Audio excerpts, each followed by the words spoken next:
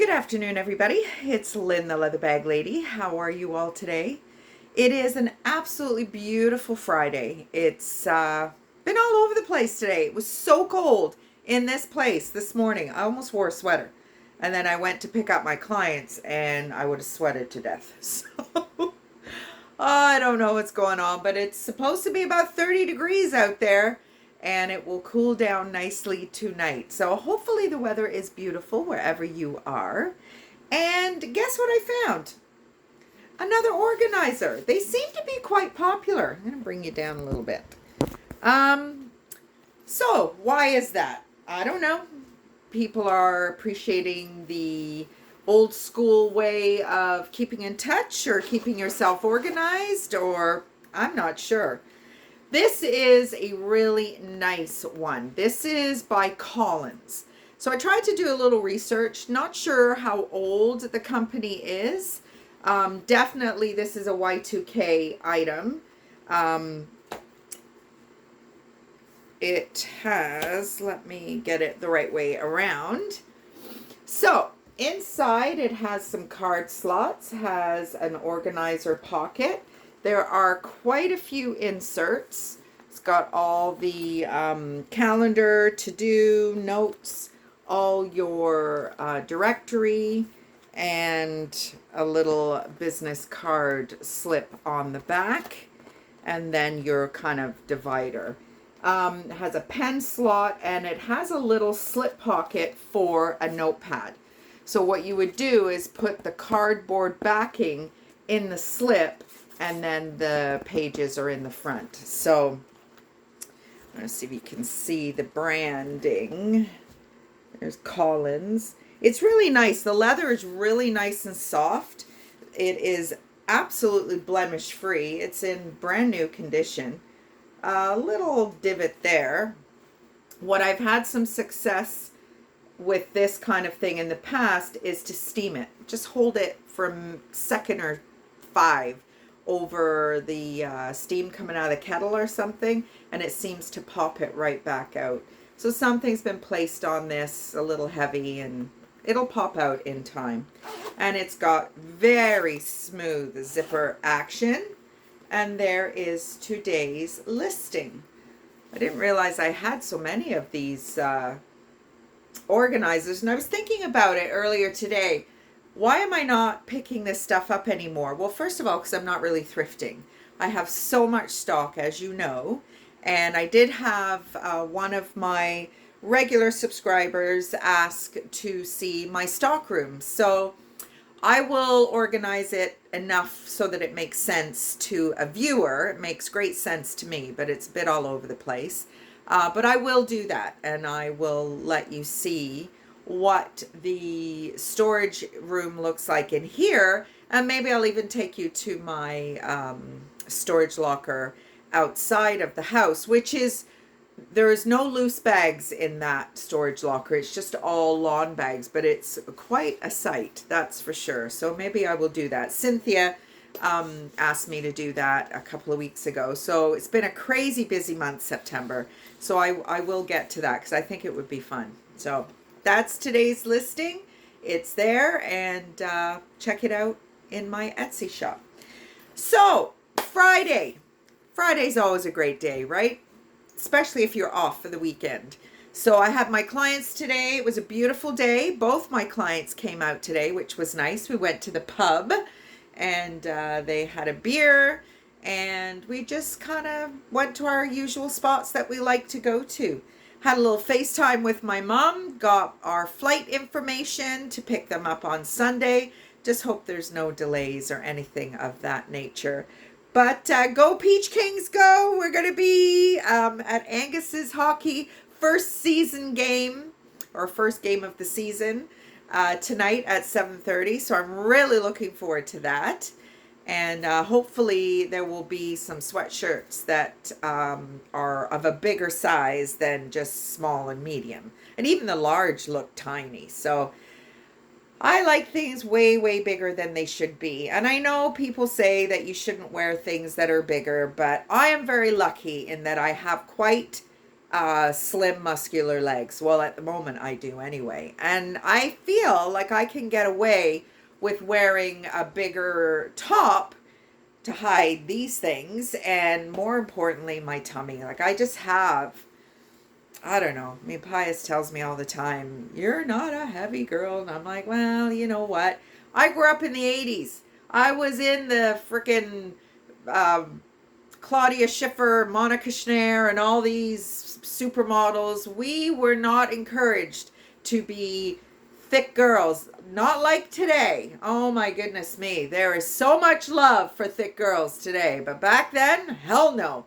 We were all starving ourselves, and that messes with your brain. So I am so blessed that he tells me every day how amazing I am, whereas I've had some very negative people in my life in the past who have been very abusive with comments about my weight and whatnot. So I'm slowly getting over it, but it is tough. And I'm sure there's a lot of you out there who grew up in the 80s who just could never achieve the look. There's even a song out right now by Jax, I think, Victoria's Secret. I heard it on the radio this morning.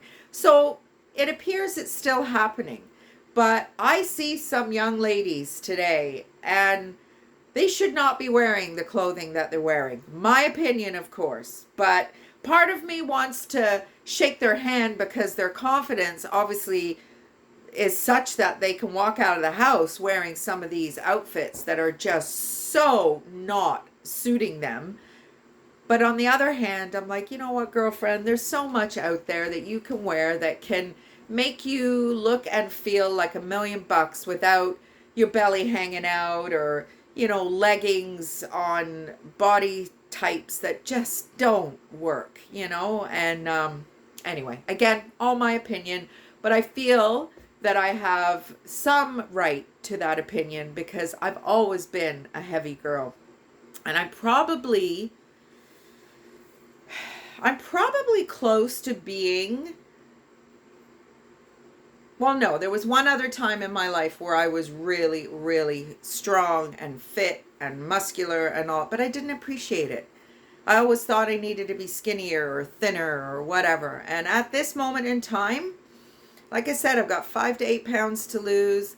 I've pulled out a pair of jeans tonight that I'm going to wear to the hockey rink because I'm thinking, oh, I've got my scored on, which is, you know, bare legs, whatever. I'm like, girlfriend, you're going to a hockey rink. You need to wear pants and a sweater. So I pulled some pants out, tried them on, and I cannot tell you how wonderful it feels. And to know that the minute I walk down the stairs, I will have this wonderful man telling me how beautiful I am, how sexy I am, and all these things. That I was married for 11 years to my children's father and never once heard that. Not once. So it is taking some time for me to actually believe it. But there you go. So that's today. Tomorrow we have Pius's granddaughter's birthday. Little Miss Thing is a year old. And that'll be fun. Another birthday, family member's birthday in the afternoon. And then we're off to the airport to pick up my mom and dad on Sunday. So as I said already, hopefully there's no delays. We're going to be maybe having an early lunch at a favorite restaurant down by the airport. If you're in my neighborhood or Toronto or the GTA area and you've never been to Zets, Z-E-T-S, down on Airport Road, you need to go. It is amazing. It's kind of like souvlaki, that kind of thing, but oh my goodness me, it's amazing. The take-home containers are on the counter because they give you so much food. Now, it's been quite a few years since I've been there, so who knows, maybe it's different, but I'm hoping not. We're gonna probably share.